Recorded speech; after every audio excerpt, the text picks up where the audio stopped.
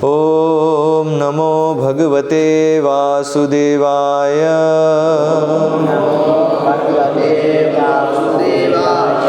ओम नमो भगवते वासुदेवाय।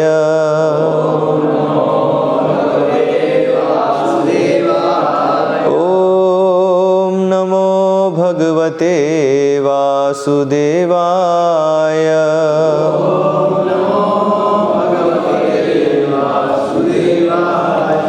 श्रीमद् भागवतम स्कंद 4 अध्याय 7 दक्ष द्वारा यज्ञ संपन्न करना।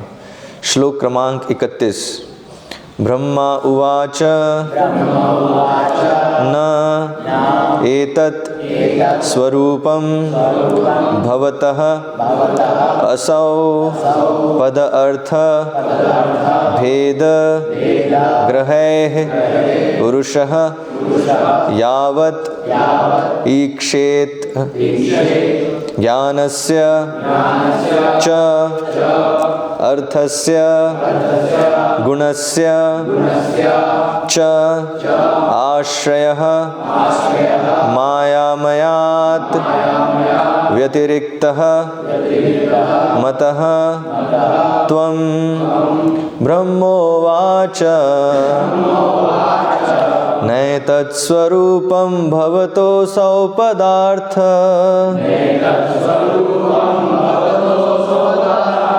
भेदग्रहे पुरुषो यावदीक्षेत् ज्ञानस्य चार्थस्य गुणस्य चाश्रयो मायामयाद्व्यतिरिक्तो मतस्त्वम्। ब्रह्मा उवाच। ब्रह्मा ने कहा न नहीं एतत् यह स्वरूपम अनित्य रूप भवतः आपका। अनित्य रूप सही ट्रांसलेशन है, नित्य रूप होना चाहिए हैं। हाँ लेकिन सही नहीं है। भगवान तो नित्य है ना, अनित्य थोड़ी है। भवतः आपका असौ वह पद अर्थ ज्ञान भेद भिन्न ग्रहैः प्राप्ति से पुरुषः पुरुष यावत् जब तक ईक्षेत देखना चाहता है ज्ञानस्य ज्ञान का च भी अर्थस्य लक्ष्य का गुणस्य ज्ञान के साधनों का च भी आश्रयः आधार मायामयात् माया से निर्मित होने से व्यतिरिक्तः स्पष्ट मतः माना हुआ त्वं तुम। अनुवाद एवं तात्पर्य कृष्ण कृपा मूर्ति अभय चरणारविंद भक्ति वेदांत स्वामी शिल प्रभुपाद द्वारा शिल प्रभुपाद की जय। ब्रह्मा जी ने कहा, हे भगवान, यदि कोई पुरुष आपको ज्ञान अर्जित करने की विभिन्न विधियों द्वारा जानने का प्रयास करे तो वह आपके व्यक्तित्व एवं शाश्वत रूप को नहीं समझ सकता। आपकी स्थिति भौतिक सृष्टि की तुलना में सदैव दिव्य है, जबकि आपको समझने के प्रयास लक्ष्य तथा साधन सभी भौतिक और काल्पनिक हैं। तात्पर्य, ऐसा कहा जाता है कि पूर्ण पुरुषोत्तम भगवान के दिव्य नाम गुण कार्य साध सामग्री इत्यादि का ज्ञान हमारी भौतिक इंद्रियों द्वारा नहीं हो सकता। परम सत्य को अनुभवात्मक दार्शनिकों द्वारा कल्पना के द्वारा जानने का प्रयास सदा ही व्यर्थ रहता है, क्योंकि उनके ज्ञान की विधि, उनका लक्ष्य तथा जिन साधनों से वह परम सत्य को जानना चाहते हैं वह सब भौतिक हैं।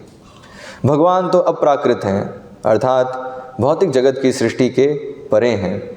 इस तथ्य को महान निर्गुणवादी शंकराचार्य ने भी स्वीकार किया है। नारायणः परो व्यक्ताद् अंडम अव्यक्त संभवम।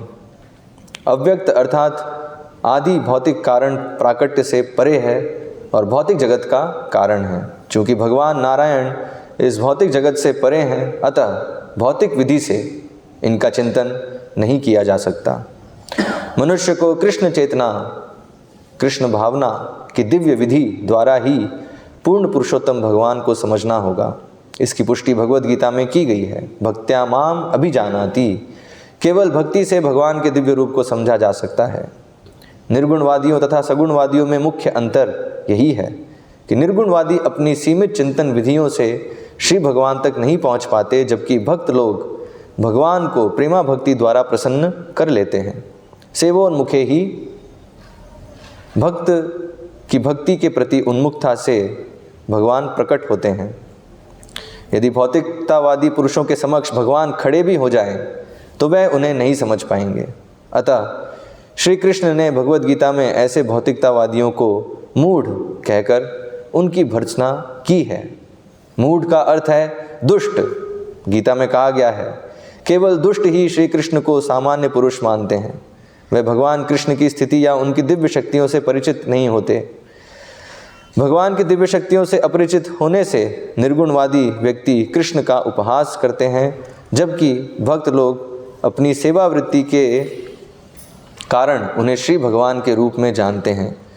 भगवद गीता के 10वें अध्याय में अर्जुन ने इसकी पुष्टि की है कि भगवान के व्यक्तित्व को समझ पाना कठिन है। ओम अज्ञानतिमिरन्धस्य ज्ञानाञ्जनशलाकया चक्षुरुन्मीलितं येन तस्मै श्रीगुरुवे नमः। श्रीचैतन्यमनोभीष्टं स्थापितं येन भूतले स्वयं रूपकदा मह्यं ददाति स्वपदान्तिकं।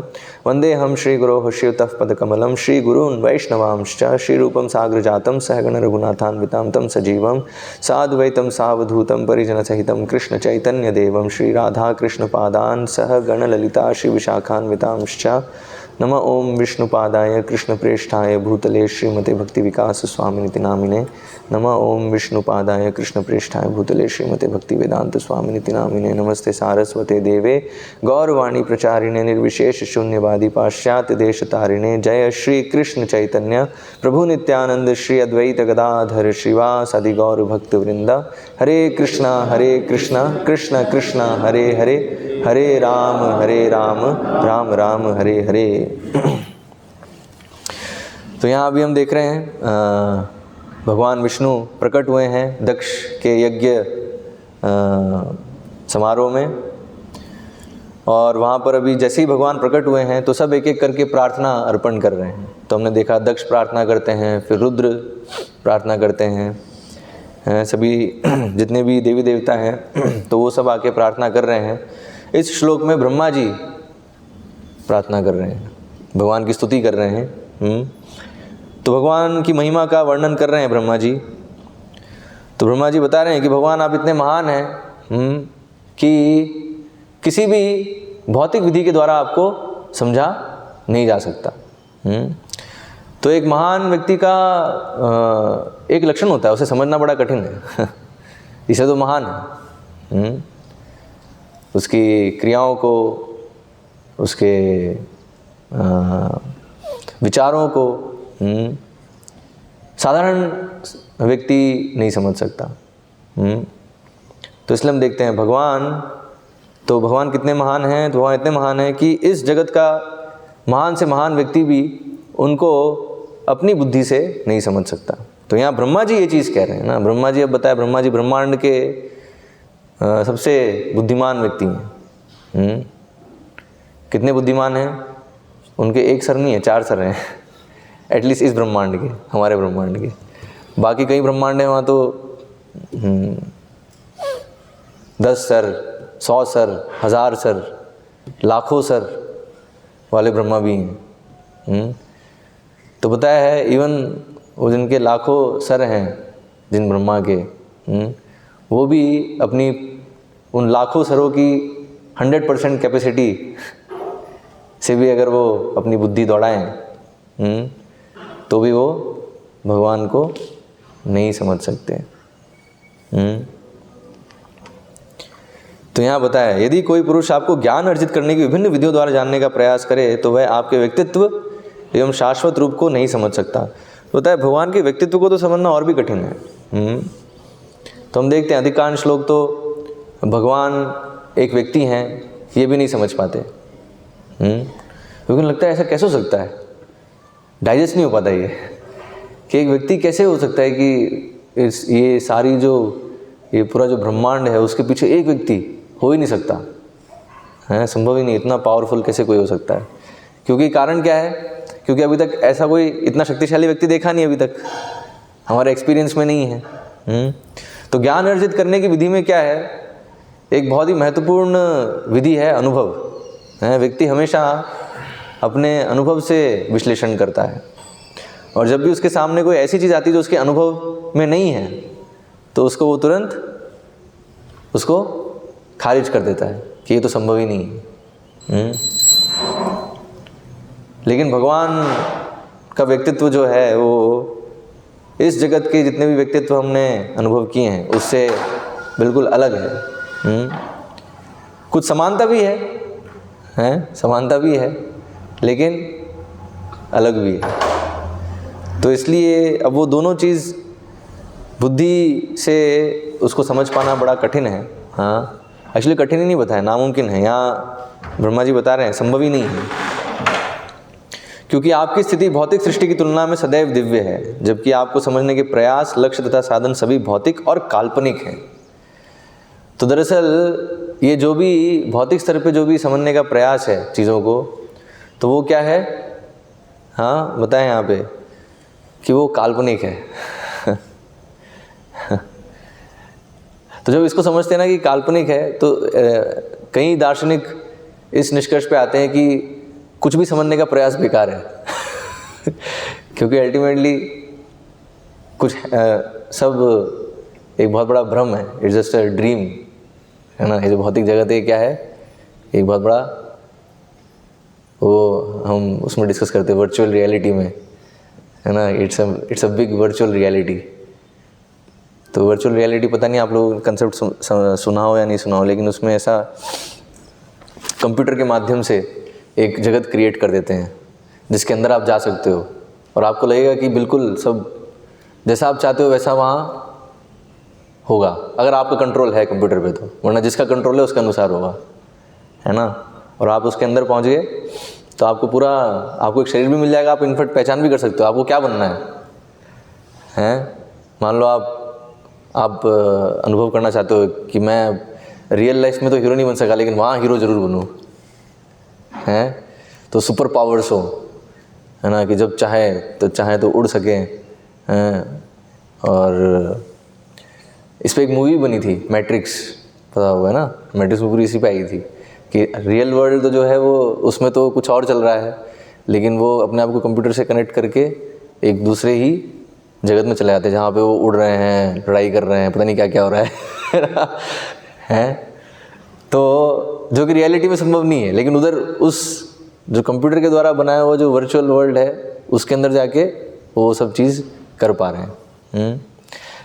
तो उसका अनुभव भी कर रहा है वो, कि हाँ वैसा हो रहा है, लेकिन वो रियलिटी नहीं है, वर्चुअल वर्ल्ड है वो। हाँ, वर्चुअल मतलब नकली जगत है, और उसमें उसको नकली एक पहचान मिली है, उसके अनुसार वो वहाँ पर समय बिता रहा है और उसको लग रहा है कि मैं एंजॉय कर रहा हूँ। हाँ, तो ये तो कल्पना, तो एक्चुअली अब उसके अंदर जो कुछ हो रहा है वो सब कल्पना ही है ना, रियलिटी नहीं है।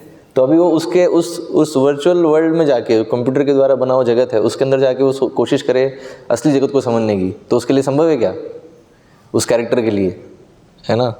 उससे संभव ही नहीं है, क्योंकि भाई वो बनाने वाला, एक तो वो जो प्रोग्राम पूरा बनाने वाला है ना, वो उस वर्चुअल वर्ल्ड से बाहर है ना, उस जगत से बाहर है वो। तो इसलिए जो उसके अंदर है उसके लिए संभव नहीं है जो उसके बाहर है उसको पूर्ण रूप से समझ पाना। पूर्ण रूप से क्या, इवन ये भी समझ पाना कि बाहर कोई है, ये भी संभव नहीं है उसके लिए। हैं, क्योंकि उसको क्या लगेगा जो अंदर है बस वही है सब कुछ। तो इसलिए बताया, इसलिए इस तरीके से जो ये जो तरीका है भौतिक चीज़ों को समझने का, भौतिक बुद्धि से, एक्सपेरिमेंट से, एम्पेरिकल मेथड उसको बोलते हैं अंग्रेजी में, तो परीक्षण बोल सकते हैं उसको, परीक्षण विधि से, कि हम हर चीज़ की जो है परीक्षा करेंगे और उससे फिर हम समझने का प्रयास करेंगे। तो उससे बताया, उससे तो इवन इस जगत की रियलिटी हम नहीं जान सकते। जैसे वही है, वो जैसे उदाहरण अभी मैं दे रहा हूँ वर्चुअल वर्ल्ड का, तो उसके अंदर जो कैरेक्टर है, अब उसको जितनी कैपेसिटी दी है उतना ही वो समझ सकता है। जो प्रोग्रामर, जो बाहर से जो जिसने किया है प्रोग्रामिंग, और उसने उस कैरेक्टर को जितना उसने शक्ति दिया है उतना ही वो कर सकता है, उससे ज़्यादा वो नहीं कर पाएगा, हैं, बाय डिफ़ॉल्ट। तो लिमिटेड है, पहली चीज़ तो लिमिटेड है। अब उसके अंदर और क्या क्या चीज़ें हैं वो अगर कोशिश भी करे तो भी वो जान नहीं सकता, क्योंकि उसकी ऑलरेडी सीमा उसकी निर्धारित कर दी गई है, और उसके अंदर भी उसके कई कमियां होंगी। कोई परफेक्ट नहीं बनाएंगे उसको, क्योंकि परफेक्ट बना दिया तो फिर उसमें इतना वो नहीं आएगा, क्या बोलते हैं, इतना रोमांच नहीं होगा उसमें, हैं। तो इसलिए तो हम लोग भी ऐसे, ये जो जगत है, ये भी मैं क्यों ये पूरा प्रोग्रामिंग का उदाहरण दे रहा हूँ, क्योंकि हम जो इस भौतिक जगत में, ये भी एक वर्चुअल वर्ल्ड है ना, विच इज़ मेड बाय माया शक्ति। तो माया शक्ति हमें अलग अलग शरीर, अलग अलग किरदार दे देती है, और उसके अनुसार फिर हमें अलग अलग क्षमताएं, और उस क्षमता के सीमा में, है ना, हम प्रयास करते हैं चीज़ों को समझने का। तो वास्तव में हम तो समझ उतना ही पाते हैं जितना हमें अलाउ किया जाएगा। किसके द्वारा? जब तक हम माया की सेवा कर रहे हैं तो माया के द्वारा जितना अलाउ किया जाएगा उतना आप समझ पाओगे। और अगर भगवान की सेवा कर रहे हैं, भगवान की शरण में हैं, तो फिर भगवान फिर जितना अलाउ करेंगे उतना समझ पाओगे। भगवान जितना, तो इसलिए बताया, जो भगवान की शरण लेता है, तो भगवान की सेवा करता है, तो फिर भगवान उसे धीरे धीरे अपना रूप, अपने गुण उसे प्रकाशित करते हैं। तो ये कुछ ऐसी विधि है। अगर वो व्यक्ति जो कि वर्चुअल रियलिटी में, वर्चुअल वर्ल्ड में जाके वो कुछ बनना चाहता है ना, जब उसको ये लगे कि अब बहुत हो गया, मैंने बनने का प्रयास बहुत कर लिया, मैं वास्तव में जो हूँ तो इससे बाहर आ जाऊँ, जब वो खुद इच्छा करेगा बाहर आने की, है ना, तो उसको जो है, जिसने पूरा डिज़ाइन किया है, तो वो उसकी मदद कर सकता है कि ऐसे बाहर आने की विधि ये है, ऐसे बाहर आ जाओ। हाँ, तो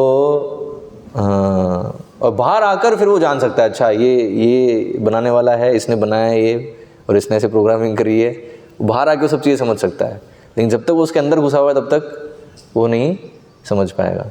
वो जो उसकी जो कल्पना है, कल्पना के अंतर्गत ही वो एक अपनी वास्तविकता को बना के उसमें ही भ्रमित होता रहेगा। और उस भ्रमित होने वाली स्थिति में वास्तविकता को समझ पाना संभव ही नहीं है। तो इसलिए बताया प्रत्यक्षवादियों में, तो प्रत्यक्षवादी कहते हैं इनको, है ना, जो लोग प्रत्यक्ष मतलब जो दिख रहा है ना, जो हम देख सकते हैं, सुन सकते हैं। ये ना ज्ञान अर्जित करने की विधियां क्या हैं? ज्ञान इंद्रियों से। तो 5 हमारी जो ज्ञान इंद्रियां हैं, तो उससे जो भी हमें संकेत मिल रहे हैं, उन संकेतों से हम प्रयास करते हैं चीज़ों को समझने का। तो बताया ये जो और तो जो लोग सोचते हैं कि इस विधि से हम सब कुछ जान लेंगे, उन लोगों क्या बोलते हैं? उन लोगों को प्रत्यक्षवादी। तो ऐसे दार्शनिक जो सोचते हैं कि इस परीक्षण की विधि से हम सत्य को जान लेंगे, तो प्रत्यक्षवादी उन्हें कहा जाता है। अब इन प्रत्यक्षवादियों में 2 गुट हैं। इसमें एक है, 2 एक्सट्रीम है दरअसल। एक बोलता है, एक वर्ग, कि अभी जो हमारी परीक्षण की विधि है ना, तो उसमें क्या है, थोड़ी कमी है, लेकिन उसको हम अपडेट करते रहेंगे। तो अपडेट करते करते करते क्या होगा, एक पॉइंट पे हम परफेक्शन हासिल कर लेंगे, हमें परफेक्ट पूरा पता चल जाएगा। ठीक है, तो एक वर्ग ये है। और दूसरा वर्ग बोलता है, दूसरा एक वर्ग है, वो बोलता है ये कभी भी संभव नहीं है ना। क्योंकि मान लो अगर आपके एक्सपेरिमेंट परफेक्ट भी हो गए, लेकिन आपकी इंद्रियां तो इम्परफेक्ट हैं, है ना, हमारी इंद्रियां जिससे वो डाटा हम समझेंगे, है ना, हमारी जो ज्ञानेंद्रियां हैं वो तो उसमें अपूर्णता है। तो अगर आपके पास अगर डाटा जो है, जो संकेत हैं, है ना, वो अगर वो परफेक्ट हो, उसमें कोई त्रुटि नहीं है, लेकिन उसको समझने के जो यंत्र है हमारे पास वो हमारे अपूर्ण हैं तो इसलिए अगर आपने मान लो परफेक्ट एक्सपेरिमेंट कर दिया, परफेक्ट आपके पास डाटा आ गया, लेकिन फिर भी आप उसका परफेक्ट एनालिसिस करने के योग्य ही नहीं हो, क्योंकि हमारी इंद्रियां अपूर्ण हैं। तो फिर वो लोग कहते हैं तो इसलिए सारा जो ये प्रयास है चीज़ों को समझने का, ये पूरा व्यर्थ है। तो उन्हें बोलते हैं स्केप्टिक्स। स्केप्टिक मतलब समझ लो, स्केप्टिक हर चीज़ में वो डाउटफुल है कि अभी जो आप कह रहे हो क्या ये सही है, क्या गारंटी है, कल को आप कहोगे कि गलत है वो, और ऐसा होता है ना, विज्ञान में तो चलता ही रहता है ये। तो ये एक ग्रुप है जो बोलता है कि सब समझने का प्रयास ही व्यर्थ है, छोड़ो इसको, ये हम समझ नहीं सकते चीज़ों को, संभव ही नहीं हमारे लिए, क्योंकि पहली तो वो चीज़ क्या है वही नहीं पता हमें, है ना। हम बस वो वस्तु जो हमारे इंद्रियों के संपर्क में आके एक संकेत हमें जनरेट हो रहा है, उससे हमें बस लग रहा है कि ये वस्तु कुछ है, लेकिन एग्जैक्टली वो क्या है वो किसी को नहीं पता, है ना। तो अब ये आप बोलोगे कैसे प्रभु ऐसा कैसे बोल रहे हो, हैं ऐसा कैसे बोल सकते हैं, अभी ऐसे फ़ोन है तो फ़ोन पे हम देखो तो पता है ना फ़ोन है तुम्हारा परसेप्शन है कि फ़ोन है, फ़ोन में दिख रहा है सब। तो इसको एक एग्जांपल से समझ सकते हैं। जैसे मान लो आपने देखा होगा एक रेल की पटरी देखी है आपने, तो रेल की पटरी जब आप उस पर चलते हो तो बिल्कुल पैरेलल रहती है ना पटरी। कभी ऐसा लगेगा आपको कि वो कभी जाके मिलेगी, ऐसा नहीं लगेगा, नहीं। लेकिन जब उसी रेल की पटरी को आप जब दूर देखोगे तो क्या दिखेगा कि मिल रही है, कि दोनों जो उसकी जो पटरी की जो दोनों जो लाइंस हैं वो जाके दूर जाके मिल रही हैं, है ना। तो अभी देखो आपका एक परसेप्शन क्या है, तो परसेप्शन समझ रहे हो, एक परसेप्शन मतलब जो दिख रहा है हमें दिख रहा है जो हमें समझ में आ रहा है कि एक तो हमें दिख रहा है कि ये तो लाइन पैरेलल चल रही है, कभी मिल नहीं सकती, ठीक है, लेकिन दूर दिख रहा है कि मिल रही हैं, दूर देखोगे उसको तो मिलती हुई दिख रही हैं। तो अभी आप किस बेसिस पे, तो इसलिए बोलते हैं अब दोनों में से कोई एक पॉसिबिलिटी है, ठीक है, अगर लॉजिक से चलें तो दोनों में से एक चीज़ हो रही है। अब दोनों में से कौन सी चीज़ हो रही है कैसे आप डिसाइड करोगे? तो इसे फिलॉसफी में बोलते हैं valid perception and invalid perception ठीक है, दार्शनिक इसको टर्म कॉइन करते हैं। तो वैलिड मतलब आपको दिख रहे हैं दो चीज़ें दिख रही हैं, लेकिन दोनों चीज़ एक बार में नहीं हो सकती, तो अब कौन सी है कैसे सेलेक्ट करोगे, कौन सा वैलिड और कौन सा इनवैलिड है? तो अब किसी आधार पे तो किस आधार पे करोगे कि जो साधारणतः वो समझा जाता है ना, जनरल। तो जनरल परसेप्शन क्या है कि देखो ये पैरेलल है और ये बिल्कुल हमें दिख रहा है, ये तो नज़दीक है, तो जो नज़दीक है वो सही है, जो बिल्कुल पास से दिख रहा है। जो दूर है, दूर जाके पता नहीं क्या हो रहा है, वो कुछ तो गड़बड़ है तो इसलिए जो नज़दीक हैं और जो अधिकतर लोग मान रहे हैं और जो पहले जो दार्शनिक हुए हैं वो लोग जिस चीज़ को स्वीकार कर रहे हैं, तो उसको हम वैलिड मानेंगे। लेकिन उससे बहुत बड़ी इसमें एक प्रॉब्लम है कि जो मान रहे हैं बाकी लोग और जो बाकी जो दार्शनिक हैं वो लोग इसको सही मान रहे हैं किस बेसिस पे? तो इसलिए अल्टीमेटली क्या होता है, अल्टीमेटली कोई वो तरीका नहीं है जानने का कि अभी जो हम मान रहे हैं वो सही है कि नहीं है, और जो हमें दिख रहा है वास्तव में वो वही दिख रहा है जो है या कुछ और दिख रहा है? इसका और एक अच्छा उदाहरण दे सकते हैं। जैसे क्योंकि दिख तो रहा है लेकिन फिर मन भी है ना। मन जो है, मन वो इंद्रियों से जो भी चीज़ें आ रही हैं तो मन उसे क्या है, उसको उससे कुछ समझ बनाने का प्रयास करता है कि सामने क्या है वस्तु। तो हम देखेंगे जैसे मानसिकता, अलग अलग मानसिकता है, तो एक ही वस्तु को अलग अलग तरीके से दिखेगा वो, हैं। तो इसे उदाहरण दिया है, जैसे एक सुंदर स्त्री है, ठीक है, तो एक शेर है, शेर उसे देखेगा तो क्या लगेगा शेर को, कि मेरा खाना है, ठीक है। तो क्यों, अब देखो उसकी भी आंखें हैं और उसको भी वही रूप दिख रहा है, लेकिन उसको क्या है, उसका माइंड सेट अलग है। तो इसलिए इंटरप्रिटेशन क्या कर रहा है वो, कि मेरा खाना है, ठीक है। और वही एक साधु है ना, साधु देख रहा है तो उसे क्या दिख रहा है, कि ये बस हड्डी और मांस का थैला है, ठीक है, और उसके अंदर एक आत्मा है, क्योंकि आत्मा का सौंदर्य है वास्तविक लेकिन जो ये शरीर है वो उसका कोई सौंदर्य नहीं है।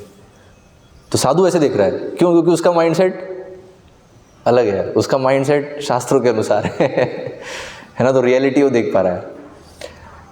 लेकिन अभी एक कामुक व्यक्ति है जिसके मन में पूरा काम वासना भरा हुआ है, तो वो जब देखेगा सुंदर स्त्री को तो वो क्या देखेगा, ये मेरे भोग की वस्तु है। अब देखो एक ही चीज़ है ना, एक ही रूप है, लेकिन तीन अलग अलग मानसिकता वाले लोग जब देख रहे हैं उसको, उन्हीं आँखों से, आँखें वही हैं, है ना, वही रूप जा रहा है मन में लेकिन माइंड के अनुसार वो अलग उसको इंटरप्रेट कर रहे हैं, अलग उसकी ये क्या है एग्जैक्टली। हाँ, तो इसलिए क्या है ना, इंद्रियां हमारे और फिर हमारी मन है, तो ये सब मिला के हमें क्या है, अल्टीमेटली जो हमें दिख रहा है वो रियलिटी है। तो प्रत्यक्षवादी, इसलिए बताया प्रत्यक्षवादियों का क्या है जो तरीका है, उस तरीके से तो इवन इस भौतिक जगत की सच्चाई को नहीं समझ सकते। भगवान तो बहुत दूर की बात है। हाँ, ब्रह्मा जी कह रहे हैं कि भगवान का व्यक्तित्व है ना, भगवान का रूप, इस जगत के जो रूप हैं, हाँ, इस जगत का गुण है, यही नहीं समझ पाएंगे इस विधि से, प्रत्यक्षवादियों की विधि से। तो इसलिए बताया इस तरीके से भगवान को समझना तो और भी बड़ी बेवकूफ़ी है। एक्चुअली बेवकूफ़ी नहीं है, वो बताया धूर्तता है। यहाँ प्रभुपाद वर्णन कर रहे हैं। अतः श्री कृष्ण ने भगवद गीता में ऐसे भौतिकतावादियों को मूढ़ कहकर उनकी भर्त्सना की है ना। तो ऐसे लोग जो भगवान को इस भौतिक विधि से समझने का प्रयास करते हैं, तो वो लोग क्या हैं, दरअसल वो लोग दुष्ट लोग हैं। क्योंकि कोई भी जो वास्तविक वैज्ञानिक है तो ये जानता है कि इस विधि से हम इवन इस भौतिक जगत को नहीं समझ सकते सही से। तो भगवान को समझना तो और भी, मतलब ये प्रपोजल बिल्कुल चाइल्डिश प्रपोजल है ना, बचपना है। तो जो भी ये सोच रहा है कि मैं एक्सपेरिमेंट करके भगवान को जान लूँगा, तो वो क्या है, बचपना है। अब जी ये बचपना, अगर जो बहुत बुद्धिमान व्यक्ति अगर बचपना दिखाता है तो वो कौन है, वो धूर्त है। क्यों? क्योंकि वो जानबूझकर वो ये चीज़ कर रहा है। हाँ, क्योंकि कोई जेन्युइन व्यक्ति होगा तो क्या है, वो फिर ये प्रश्न करेगा, ठीक है इस विधि से नहीं आ सकते, तो क्या फिर कोई दूसरी विधि है भगवान को जानने की, भगवान के व्यक्तित्व को, भगवान का जो रूप है उसको समझने की। ठीक है, ब्रह्मा जी यहाँ कह रहे हैं कि ये जो जितने भी विभिन्न प्रयास हैं ज्ञान अर्जित करने के, उन किसी भी प्रयास से भगवान को नहीं जाना जा सकता। ठीक है, तो भी फिर एक बुद्धिमान व्यक्ति, मतलब एक जेन्युइन व्यक्ति, एक सिंसियर व्यक्ति, हाँ, वो ये प्रश्न करेगा, ठीक है फिर कोई और विधि है क्या? ठीक है, हमें जितनी ये भौतिक विधि पता है इससे नहीं जान सकते, लेकिन क्या फिर कोई और, तो कोई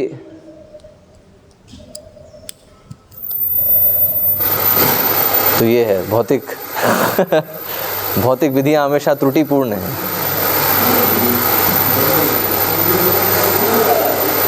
ठीक है, बंद कर दो। ओके, तो भौतिक विधि में ये समस्या है ना, कि उसमें हमेशा इम्परफेक्शन रहेगा, कुछ ना कुछ कमी रहेगी।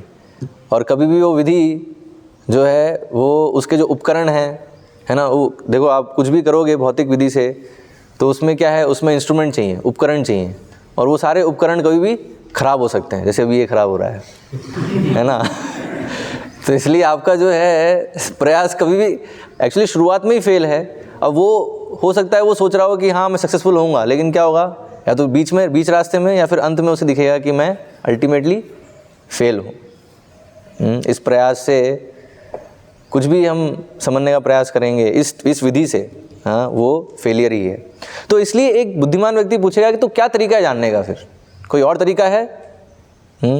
वो सीधे इस निष्कर्ष पे नहीं आएगा कि अब तो खुद जान नहीं सकते, है ना, क्योंकि हमारे पास हमें कुछ नहीं पता, हमें जो पता है जानने की विधियाँ, उसमें से किसी विधि से नहीं जान सकते, तो अब तो इसका मतलब जान ही नहीं सकते। ठीक है, तो ये है धूर्त व्यक्ति। तो इसको पूछना चाहिए कि ठीक है कोई और विधि है क्या जानने की? तो यस, दूसरी विधि है, बताया है। तो क्या है?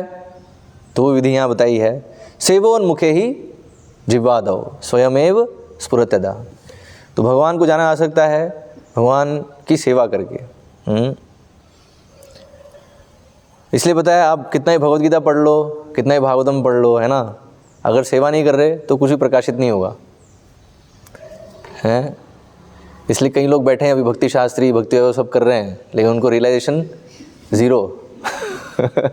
डिग्री लेके बैठे हुए हैं, और आप जब चले जाओ दिखाएंगे कि हाँ देखो हम भक्ति शास्त्री और भक्ति सब कर लिए, भगवद गीता भागवतम सब, लेकिन उसको बोलोगे कि चलो ठीक है, और फिर उससे थोड़ा बात करो तो आपको दिखेगा कि भाई साहब जो हैं बड़ी पोस्ट चाहते हैं, है ना, वो प्लानिंग कर रहे हैं कि अब मैं कैसे टेंपल प्रेसिडेंट बन जाऊं, है ना, या जीबीसी बन जाऊं, है ना, यहाँ पर मैं जो है ये बन जाऊं, ये कर लूं।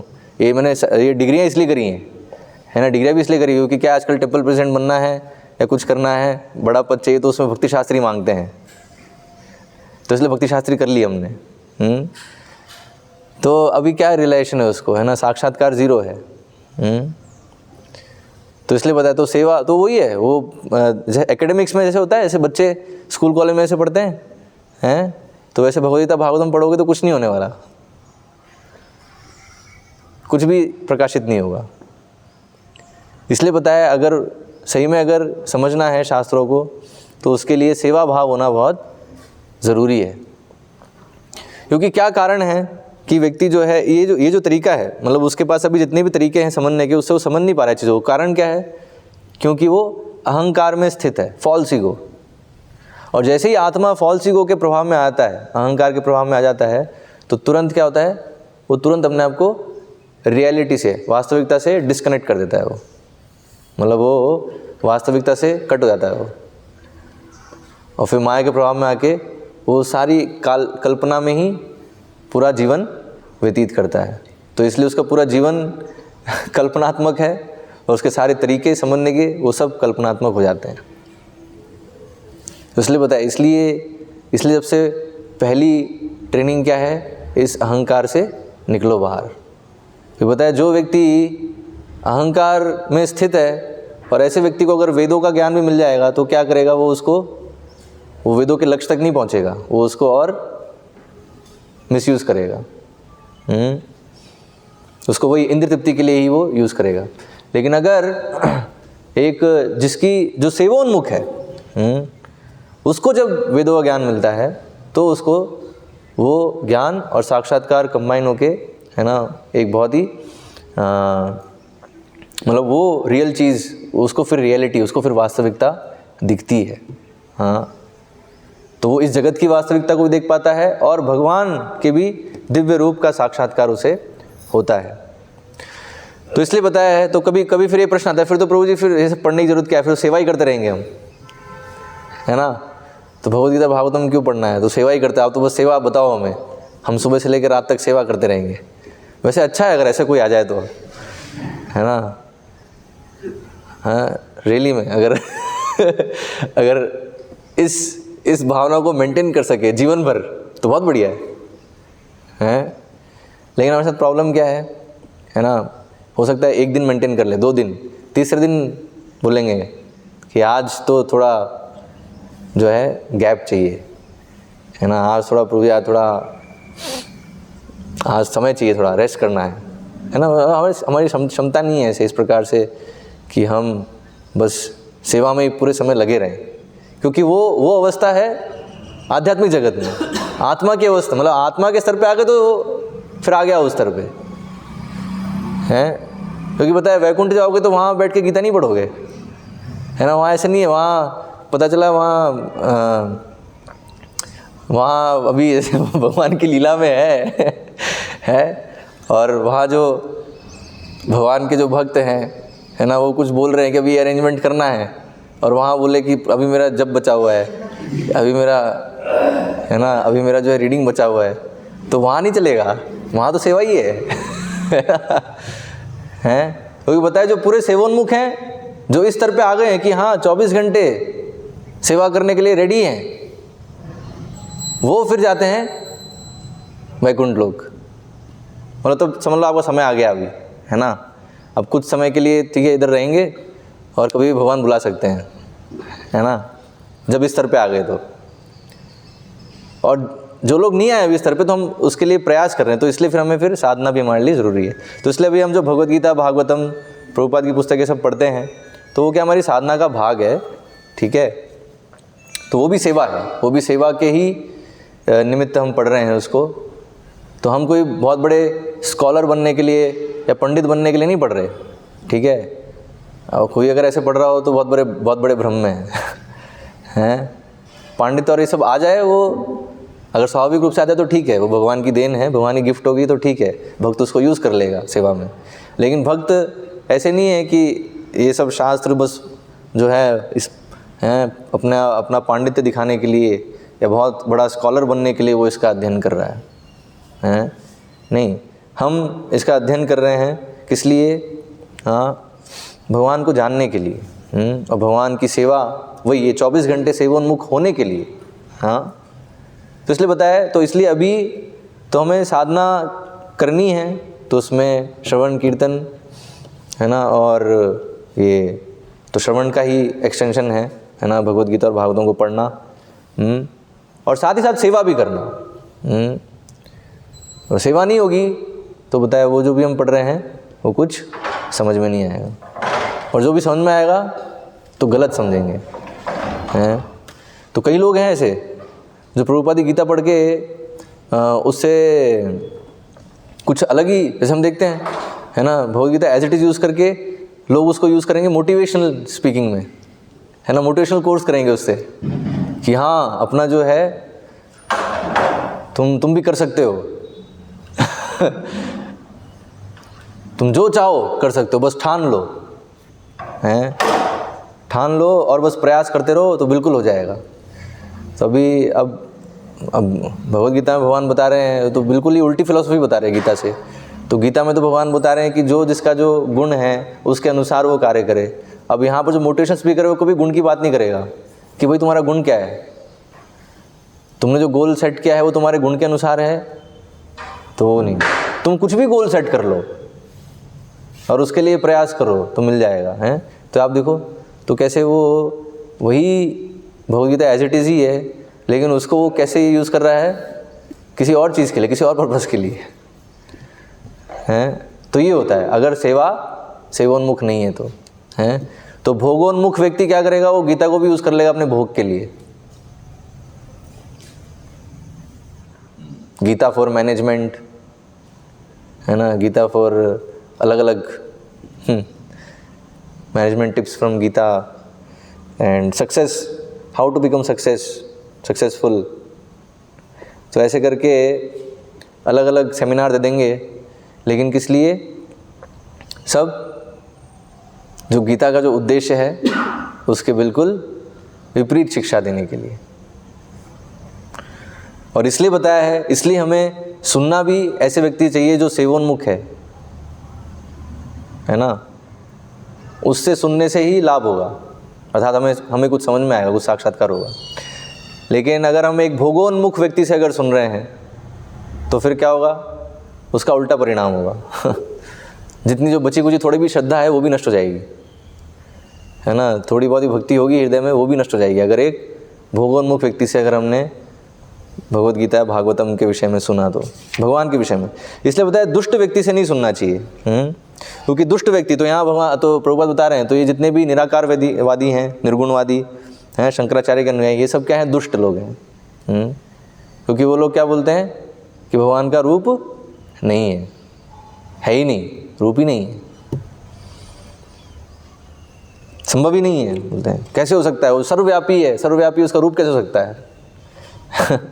लेकिन वही है, वही सर्वव्यापी भी है, साथ ही साथ रूप भी है। अब दोनों चीज़ साथ में कैसे, तुम्हारी बुद्धि से तुम्हें समझ में नहीं आएगा। लेकिन है, भगवान का मतलब यही है। अगर भगवान की सारी क्रियाएं, भगवान के सारे लक्षण हमारी सीमित बुद्धि से हम समझ जाते तो फिर हम भगवान नहीं रहते फिर। और एग्जैक्टली यही है, वो निराकारवादी निर्गुणवादी यही सोच रहा है ना, मैं भगवान हूँ। तो इसलिए मैं नहीं समझ पा रहा, इसका मतलब वो हो ही नहीं सकता, तो मैं भगवान हूँ ना, मैं समझना चाहिए अच्छे से।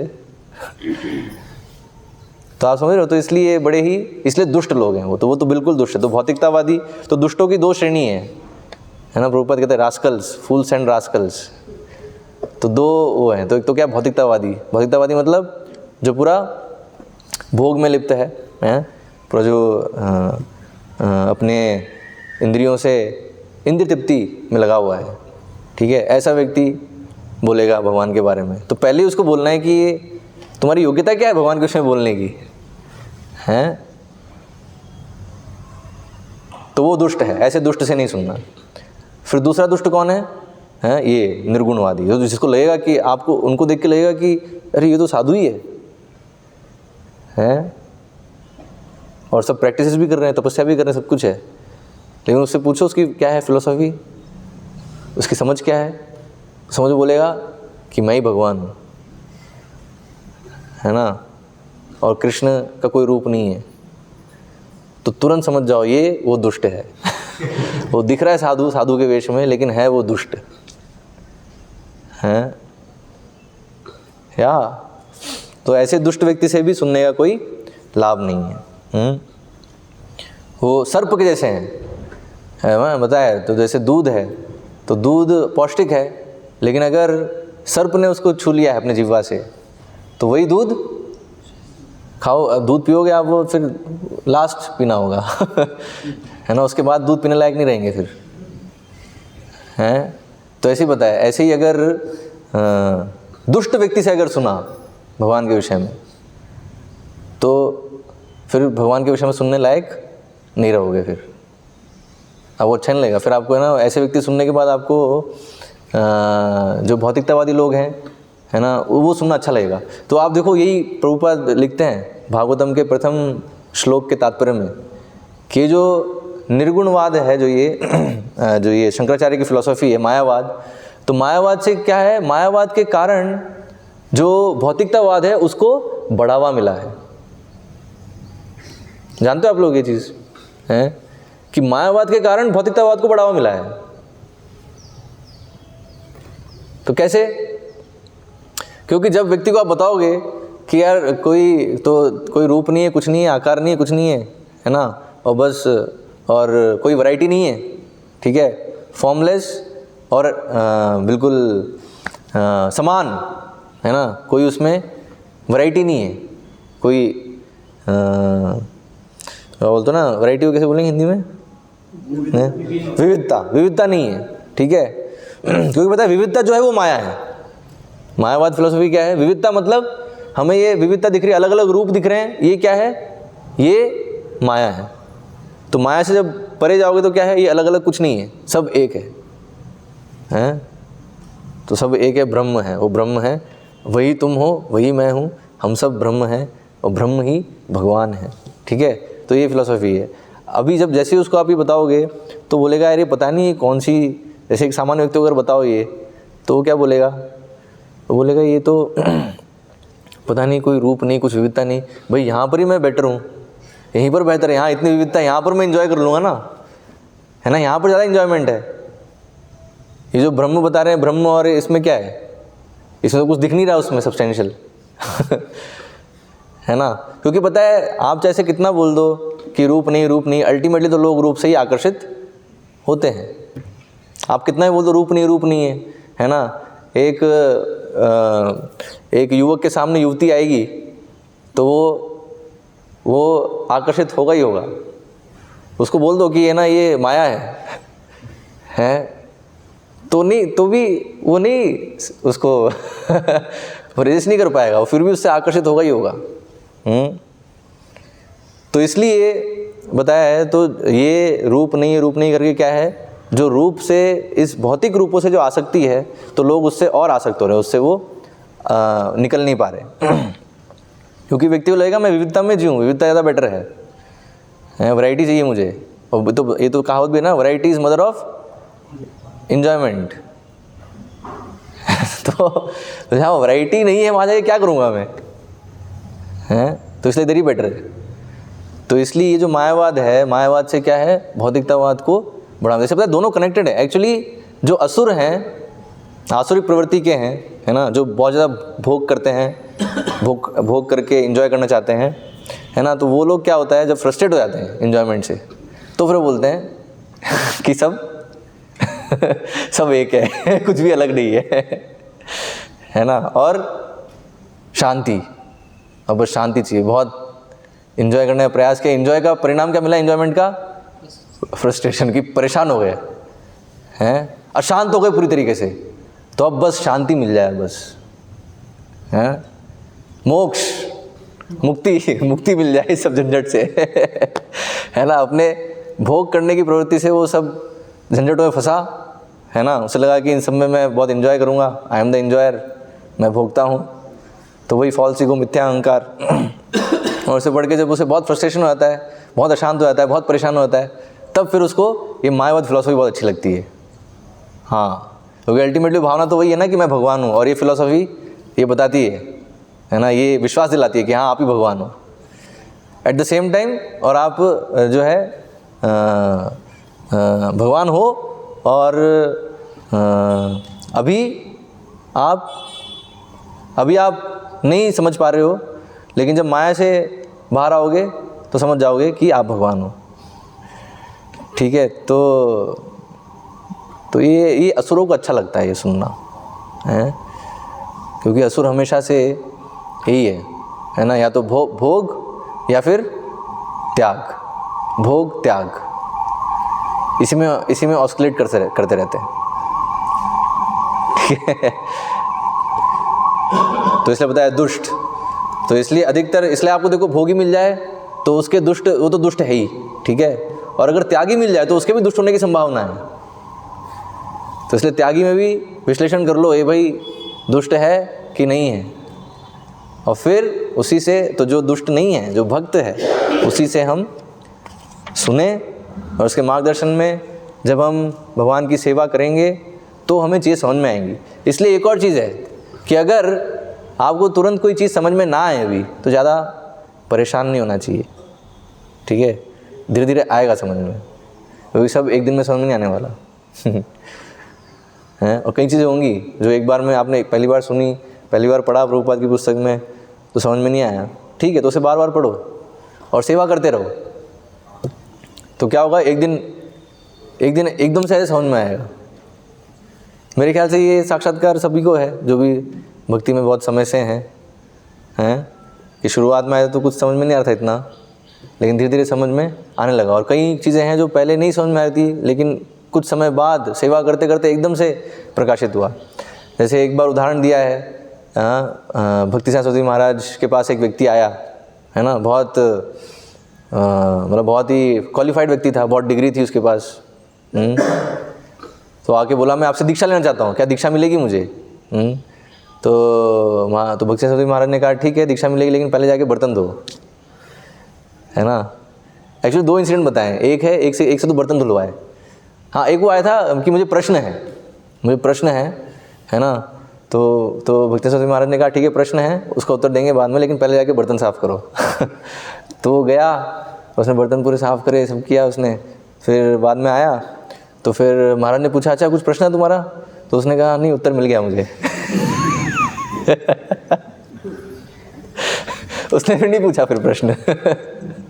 तो क्या हुआ है। फिर एक दूसरा इंसिडेंट है, ऐसे एक व्यक्ति आया, तो उसको फिर भक्ति सरस्वती महाराज ने कहा कि तुम एक काम करो, ये जो है ये भक्त हैं, इनकी सेवा है फूल तोड़ने की, है ना, बगीचा जो है भगवान का, उसको संभालते हैं, तो इनके साथ जाओ, ये जो बताएंगे वो करो, इनके साथ सेवा करो तुम, ठीक है।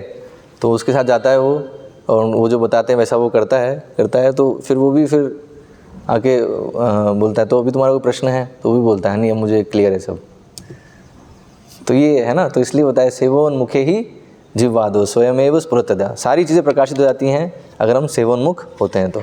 हरे कृष्णा। किसी को कोई प्रश्न या जिज्ञासा?